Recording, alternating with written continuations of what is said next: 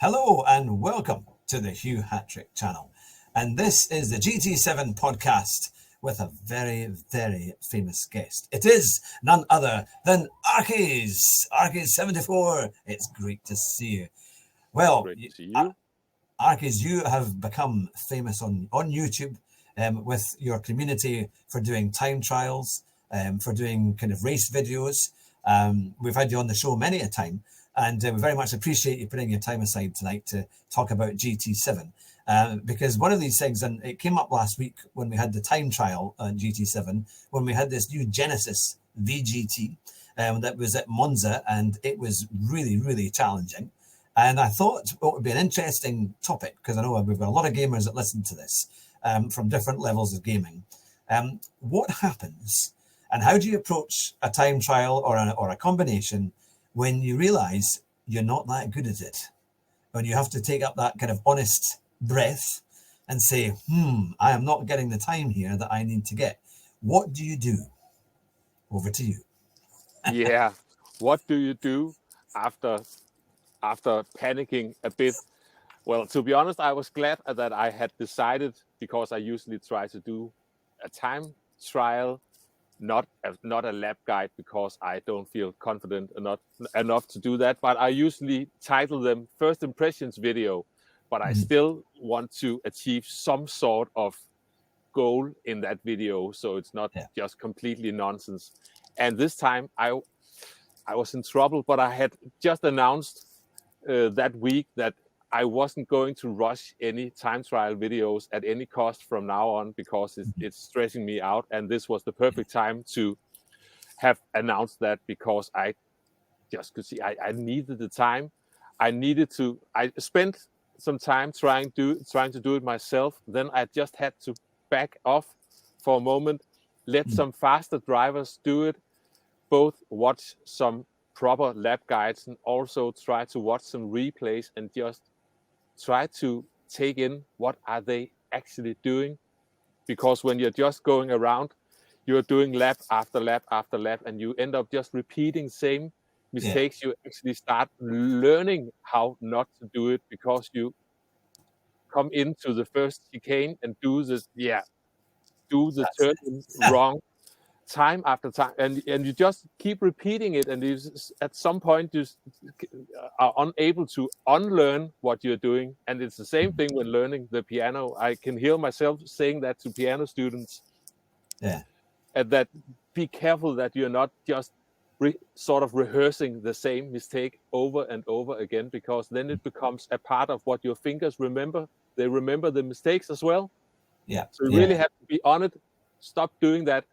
And then I see myself sometimes sitting trying to figure out a car and track combination, and see I'm that piano student, because I am just going completely headless around the track, not really figuring things out. So sometimes I just have to walk away for a bit, and then try to come back with a clear mindset and try to figure it out.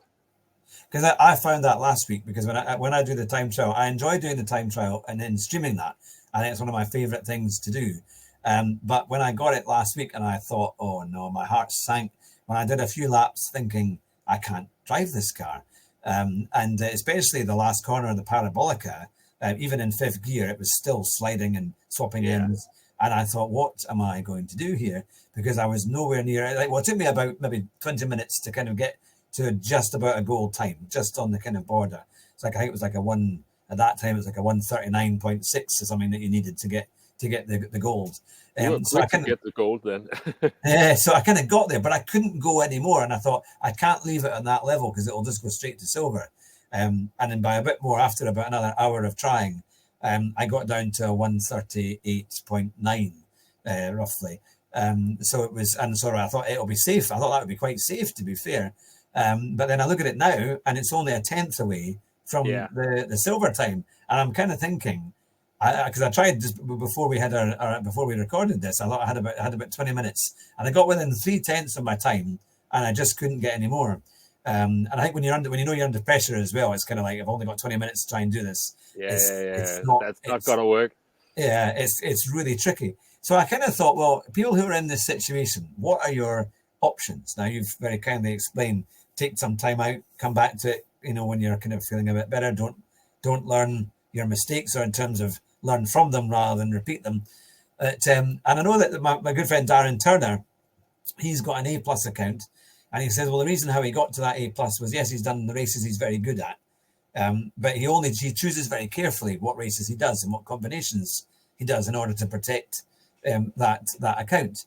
And I thought, yeah, that's one way of doing it. You're just very careful what you compete in, but it's not so good if you're doing everything, or if you're streaming every week, because you have to face the music. Exactly. Yeah. You have to face the music. So you can either be careful what you choose, or you can say, well, actually, I'm just not going to do it at all, and I'll wait until the next one. But yeah, I think there's a thing here about GT7, especially the way the game has evolved, because it changed, and the whole physics has changed over the last couple of years. You have to be driving it really weekly, in fact, if not most days, if you can, to kind of keep yourself in it, isn't it? Do you find that if you're away from the game for quite a while, it does take you a little while to get back into it?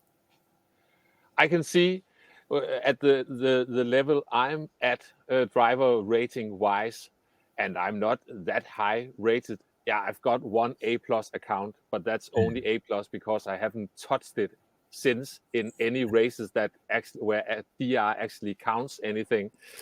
And I got that the same way as Darren got it. I just carefully picked combos.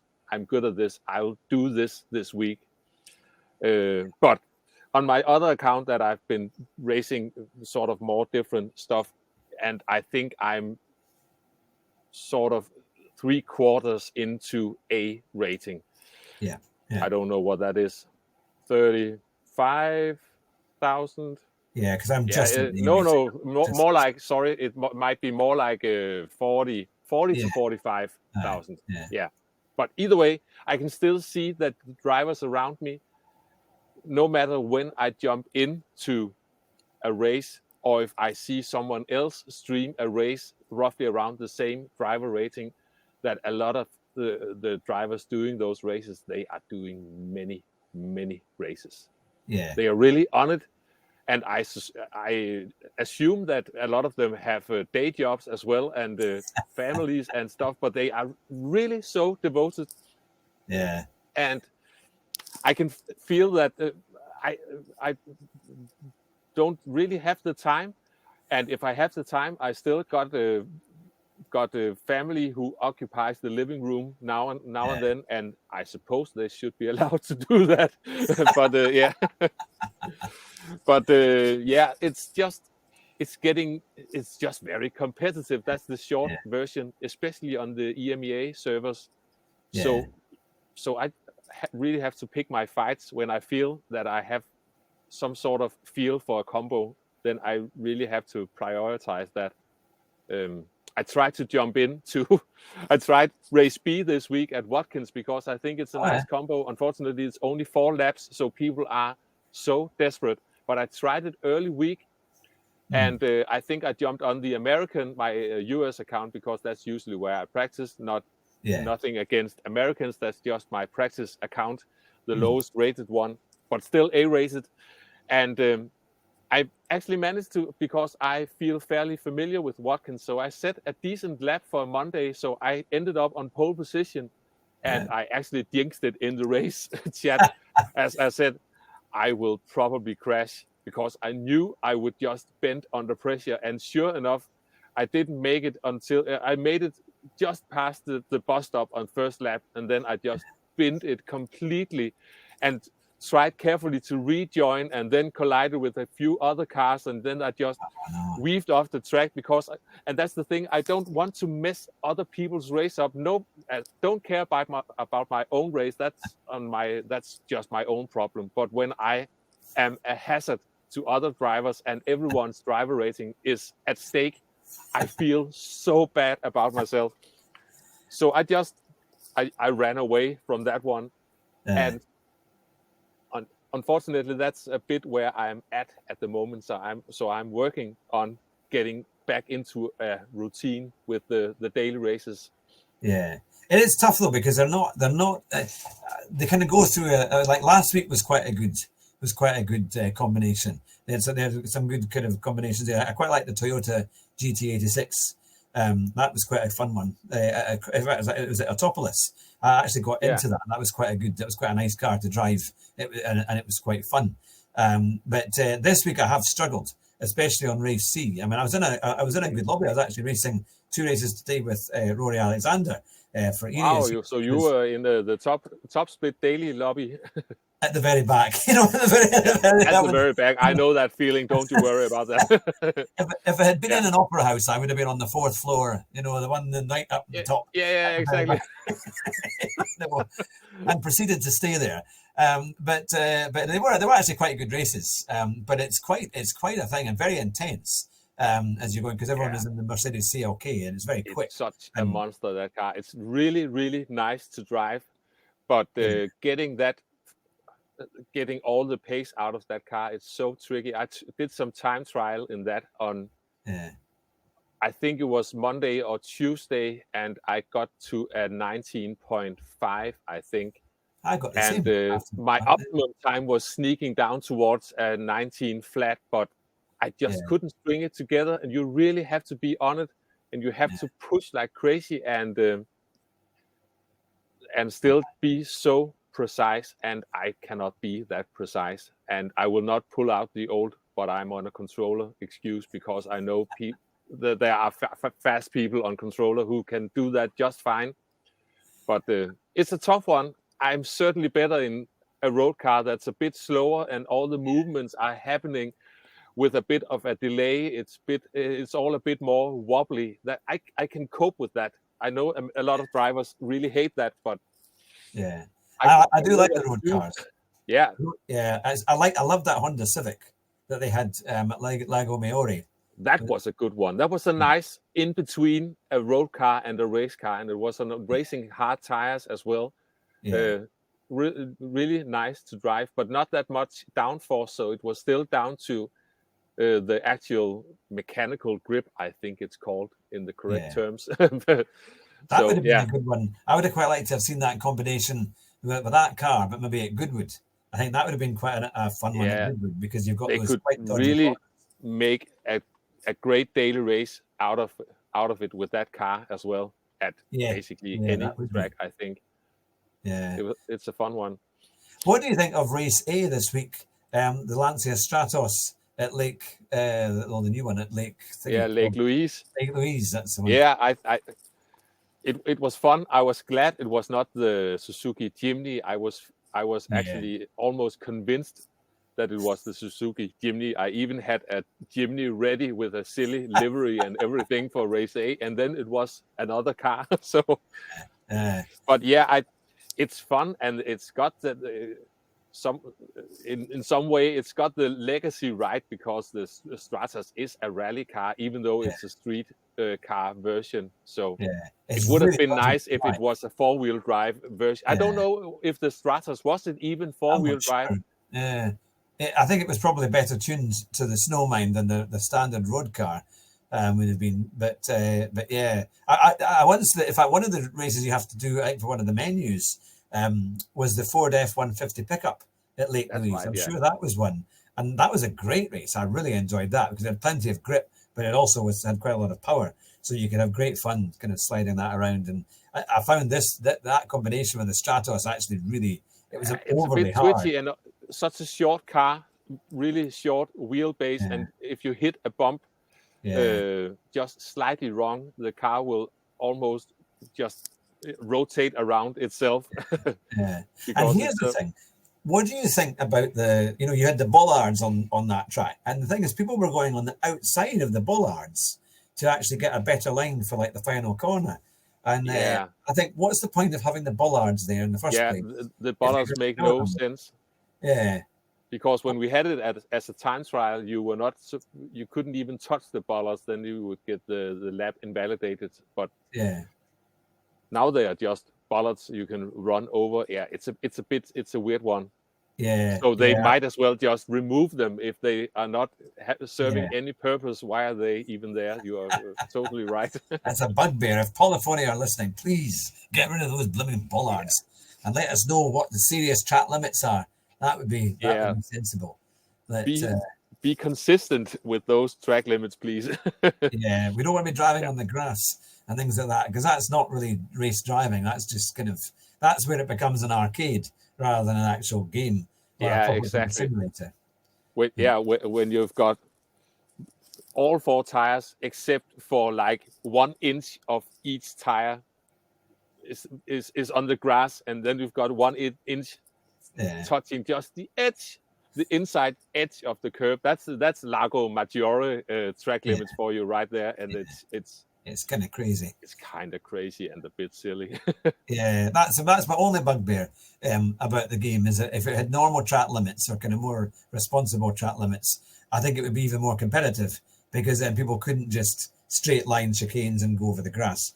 They'd have to actually take the corner. And yeah, exactly. And people would stop going for those crazy dives where they go for the inside, the inside of the inside. When the inside is occupied, then I'll just take the grass. They wouldn't be able to do that. That's the really the race A way of doing things, at least often in the old days, probably still.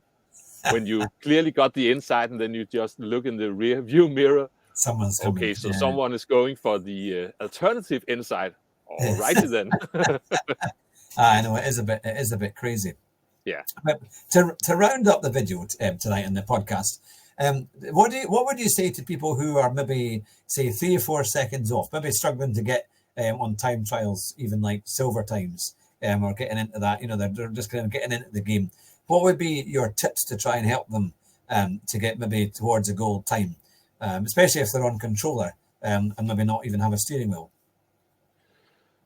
I think, and I'm trying to sum up some of those things as I am thinking about making some general videos about really because I'm not into details with driving tips, but things I've noticed myself. And one of the things you really have to learn on this game, and I don't have any real life racing experience and not got that much experience with other racing games, so we'll just say that in GT7 you really have to be aware that with trail braking you can do it to some extent, but if you want the car to actually turn when you're into the corner, you need to be off the brake.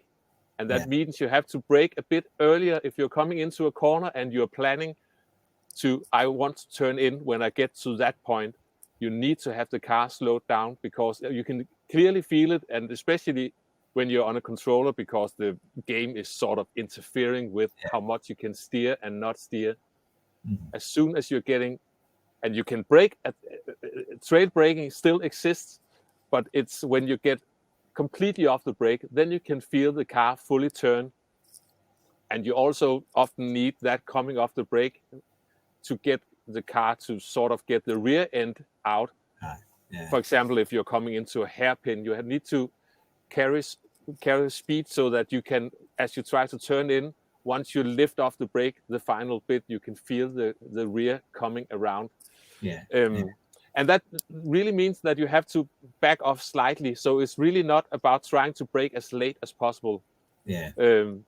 Maybe brake a bit if you feel that you're constantly overcooking the corner and you feel like you're turning the best you can. And on controller, if you're using those analog sticks, you're trying to turn the best you can, and you can see that little red dot all the way over to the side, and you can just hear the tire screaming. That's never going to work.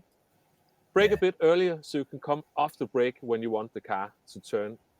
That's especially one thing I've noticed. And if you're using traction control, it's maybe not that much a thing, but I think it still is.